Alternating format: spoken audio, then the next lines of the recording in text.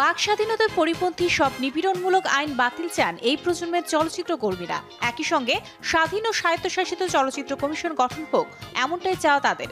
এগুলো সহ 24টি খসড়া দাবি উত্থাপন করেছে চলচ্চিত্র কর্মীরা।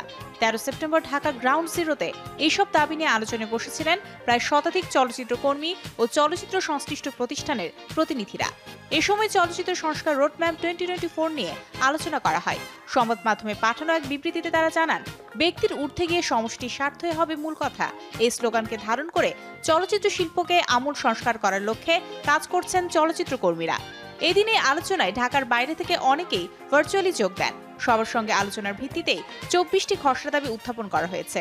তবে পরবর্তী সময়ে আলোচনা ও মতামতের মাধ্যমে সংশোধন, পরিবর্তন, পরিমার্জন হতে পারে।